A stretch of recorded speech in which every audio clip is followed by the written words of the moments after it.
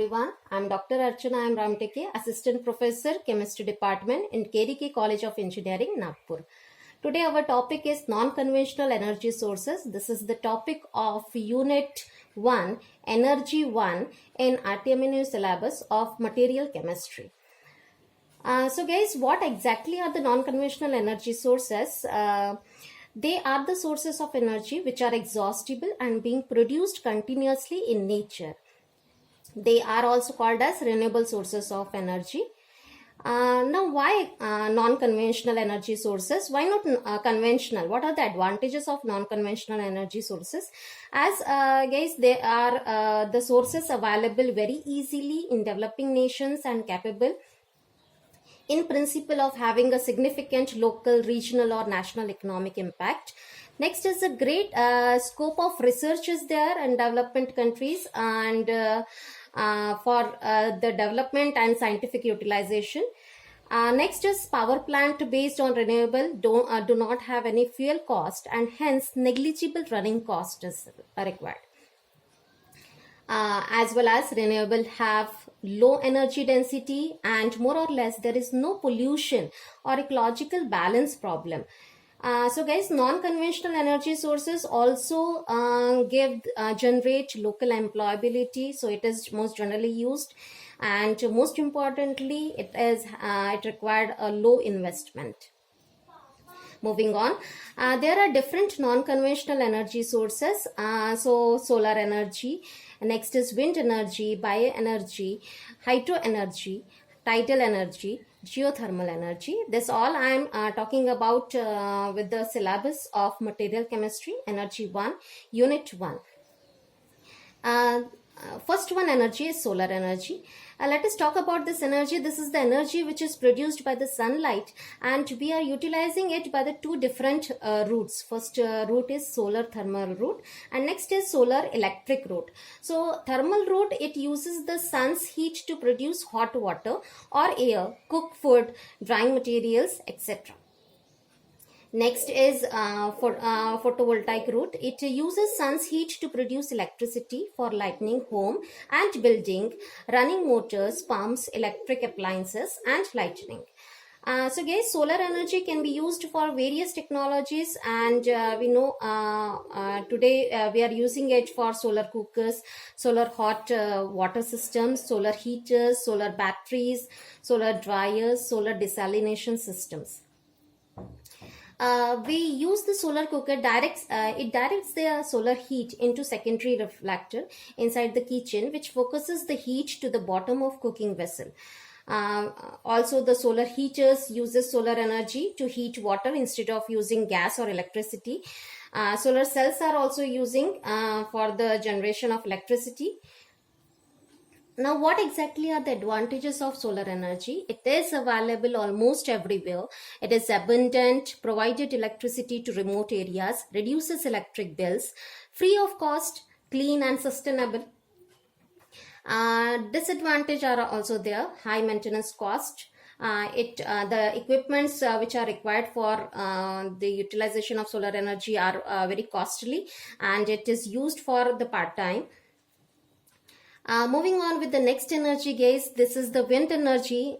This is a kind of energy which is generated by harnessing the power of wind to produce electricity. Here, the kinetic energy is converted into electrical energy and it is mostly used for operating water pumps for irrigation purpose. And airflow can be used to run wind turbines. Around the range is 600 kilowatt to 9 megawatt of rated power. India is the second largest country for the generation of wind power. Now, there are advantages of wind energy. It is a renewable source of energy. It does not produce pollution. Recurring cost is less. Energy produced by wind turbine does not cause greenhouse gases. So, the most important advantage. Next is disadvantage of wind energy. Wind energy is not available all the time. As well as if it is available, then the speed of wind required is 15 km per hour. Also, for the wind turbines, it requires a large area of land, and if the wind turbines are there, they are actually noisy. Moving on with the next energy, that is bioenergy. Biomass is a renewable energy resource derived from the carbonaceous waste of various human and natural activities. So you can see in the diagram that it is derived from the numerous sources, including the byproducts from the wood industry, agricultural crops, raw materials from the forest, household wastes, etc. So guys, bioenergy has been used for cooking, mechanical applications, pumping, power generation. The advantages are no maintenance cost, does not cause any health hazards, clean and cheap, does not produce any pollution, most importantly. Next, obviously there are disadvantages of bioenergy. A great deal of land and water are needed for some biomass crops. Product requires a large amount of storage room before being converted into energy. Biomass energy is also entirely clean, quite expensive also. Moving on with the next energy, it is hydro energy. The potential energy of falling water captured and converted to mechanical energy by the water wheels powered the start of the industrial revolution. So here you can see in the diagram that the hydropower plants preserves the water, and this dam are being constructed, and then this water is being used by the turbines to generate the electricity. Advantages of hydro energy is that the electricity produced does not cause any pollution. Water stored in dams can be used for irrigation as well as it can be used to control the flood. Constant electricity generation once dam is constructed. So disadvantages of hydro energy. Initial installation cost is high. Dam construction makes the displacement of peoples from land. Decomposition of vegetation. Land produces methane gas, which is responsible for the greenhouse effect. Moving on with the next energy, this is the tidal energy. This is the energy is generated by the exploiting tidal waves of the sea, and this is the source. This source is yet to be tapped due to the lack of cost-effective technology. Areas where river flows into sea experiences waves and tides, and electricity can be generated. So movement of water can be used during high tide and low tide to rotate the routes of turbines of generators to produce electricity. Advantages of tidal energy. It is environment friendly, highly predictable energy source, high energy density, low operational and maintenance cost, inexhaustible source of energy. There are disadvantages of tidal energy. High tidal power plant construction cost, negative influence on marine life forms, of course. Location limits, variable intensity of sea waves. Moving on with the next energy, this is the geothermal energy, and this is the heat actually obtained inside the earth. This is the heat which is used to generate the electricity, and for generation of electricity we require the geothermal power plants.